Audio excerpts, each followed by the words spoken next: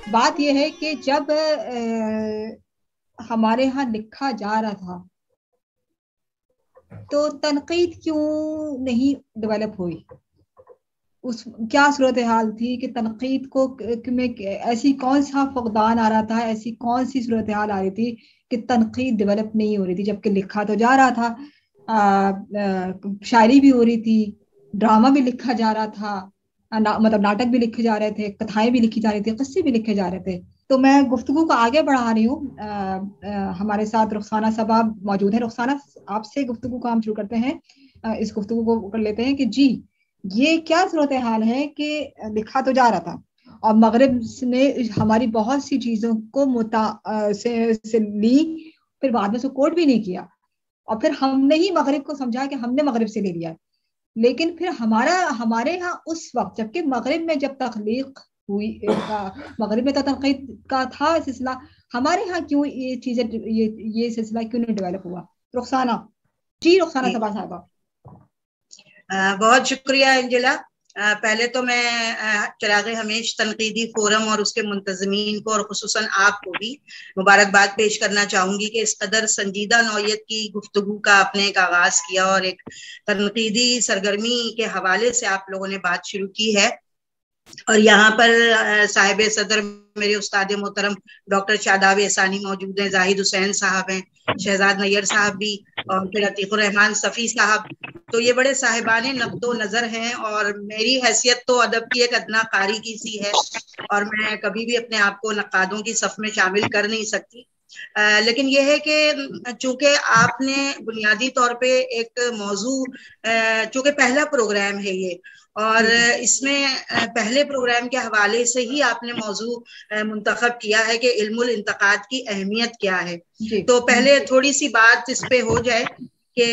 کیا اہمیت ہے، اور پھر میں کوشش کروں گی کہ مختصر ترین اپنی معروضات اس حوالے سے پیش کروں، تاکہ جو ہمارے نئے لکھنے پڑھنے والے ہیں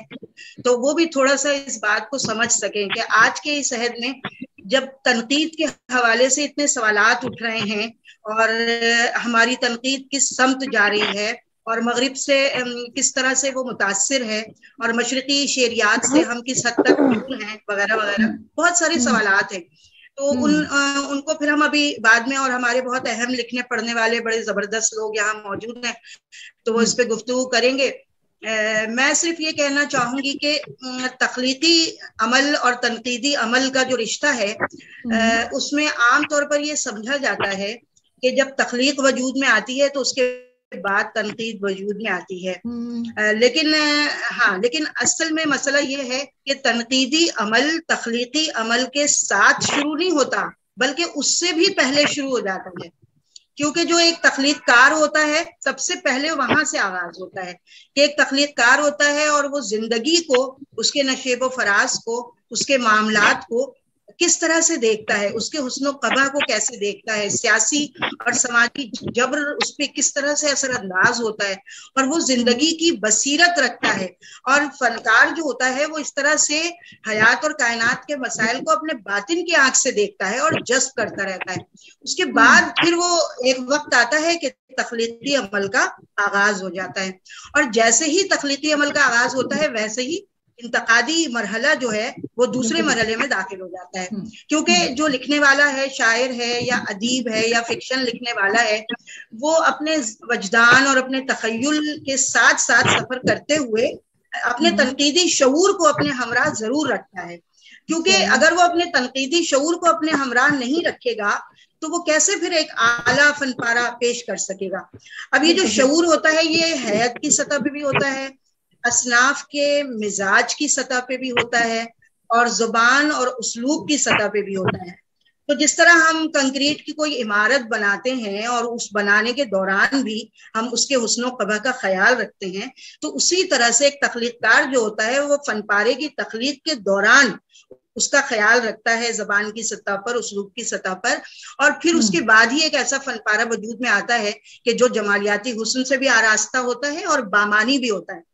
تو یہاں سے پھر اس کے بعد ایک تیسرے مرحلے کا، انتقادی مرحلے کا آغاز ہوتا ہے کہ فن پارہ تو مکمل ہو جاتا ہے اور اس پہ 3 سمتوں سے نظر ڈالی جاتی ہے۔ تو پہلی نظر تو خود تخلیق کار کی ہوتی ہے، کہ फन पारा मुकम्मल होने के बाद वो उसको देखता है एक तनकीदी नजर से, फिर दूसरी नजर कारी की होती है या सामे की होती है, वो उसको सुनता है, उससे कोई तासुर कबूल करता है या उसकी जो भी एक मानवियत मुतय्यन करता है, और तीसरी नजर नाकिद की होती है। और नाकिद जो होता है वो भी दो किस्म के नाकिदीन हमारे हैं, एक तो वो हैं जो खुद तख्लीक़कार हैं और तख्लीकी अमल की पुरस्कारियत से आगाह हैं, और एक नाकिदीन वो हैं कि जो खुद तख्लीकी अमल से नहीं गुजरते लेकिन वो तनकीदी बसीरत जरूर इतनी गहरी रखते हैं कि वो उसको एक इल्म की सूरत में, यानी उस वजदानी और ज़ौक़ी अमल को, तख़य्युली अमल को एक इल्म की सूरत में फिर उसकी तफ़हीम व ताबीर करते हैं। तो तनकीद का जो मामला है वो ये है कि हम ये कहते हैं कि वो फनपारे की तफ़हीम व ताबीर करती है या तशरीह व तौज़ीह करती है, लेकिन ये इतना आसान अमल नहीं है, बल्कि तनकीद का जो मिजाज है वो तज्ज़ियाती और तहलीली मिजाज है। अब तज्ज़ियाती और तहलीली मिजाज होने की वजह से जो है वो उसमें क्या मामलात उसके होने चाहिए कि उसको नाकिद को या तनकीद निगार को जो है वो फनी महासिन और मायब से भी वाकफियत होनी चाहिए, जबान और उसके तख्लीकी इस्तेमाल से जो आगाही होती है, फिर रमूज़ो अलाइम की जो समझ बूझ होती है, फिर असरी मानवियत से तख्लीक का जो रिश्ता होता है, और इब्लाग और तरसील के जो मामलात होते हैं, तो ये सारी बातें जब होती हैं तो यहाँ से इल्मुल इंतकाद की जो अहमियत होती है वो हमारे सामने वाज़े हो जाती है। फिर उसके बाद हम ये भी देखते हैं कि जो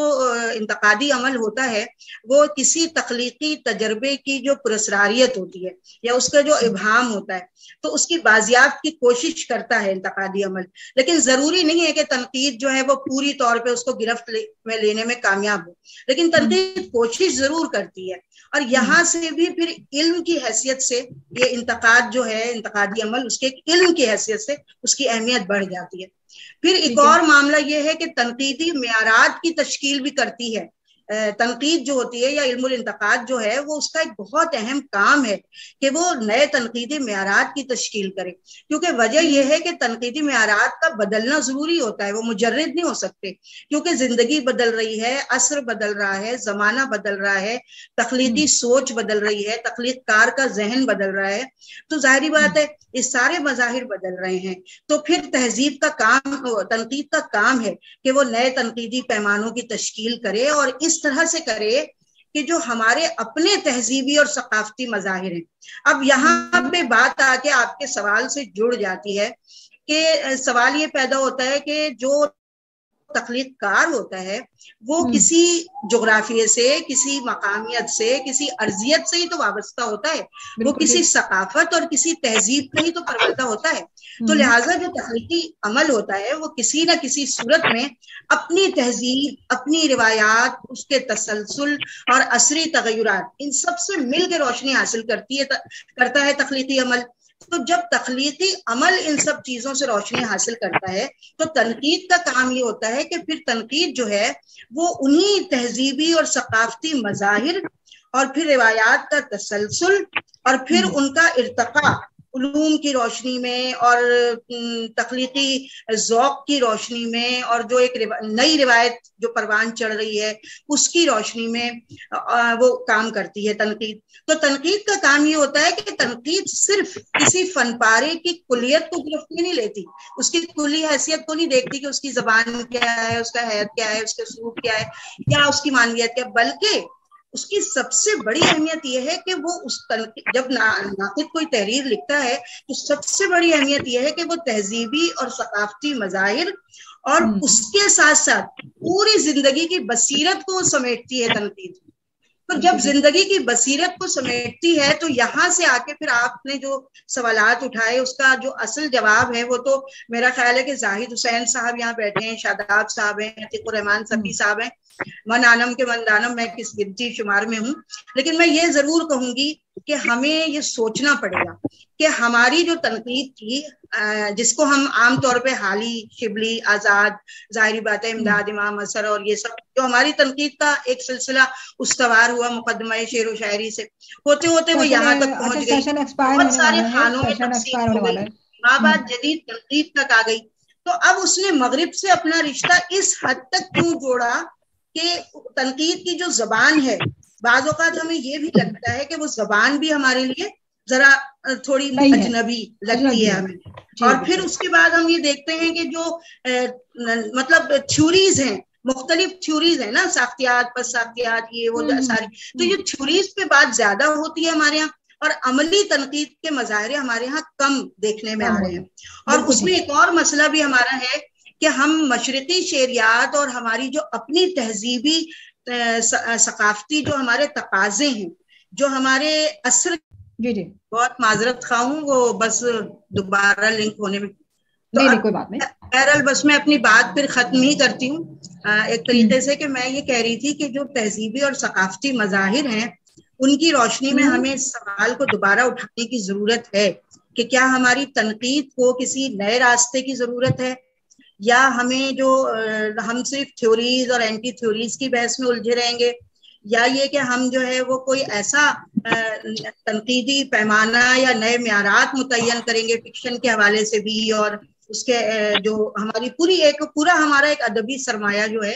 کہ تاکہ وہ ہم زندگی کی پوری بصیرت کو اور پورے ہمارے سماج کی جو معنویت ہے اس کو، اور پھر اس کے تخلیقی ادب سے اس کے تعلق کو اپنے تنقیدی عمل میں پیش کر سکیں. اور اس کے لیے ہمیں ضروری ہے ہم بے شک مغرب سے استفادہ کریں، ہم علوم سے استفادہ کریں، اور ہم اس میں ہمیں کوئی اعتراض بھی نہیں ہے. ظاہری بات ہے کہ نئے علوم کا پھیلاؤ ہو رہا ہے، علم البشریات اور فلسفہ اور نفسیات اور ساختیات اور مابعد جدیدیت، یہ سب جو مختلف تصورات ہمارے یہاں آئے ہیں، تو ان سے استفادہ کرنے میں تو کوئی حرج نہیں ہے، استفادہ تو ان سے ضرور کرنا چاہیے، لیکن ہمارے اپنے تقاضے ہیں، ہمارے اپنے ادب کے، ہمارا جو تہذیبی ورثہ ہے، ہمارا ادب کبھی بھی ہمارے تہذیبی دائرے سے باہر رہ کے تخلیق نہیں ہو سکتا.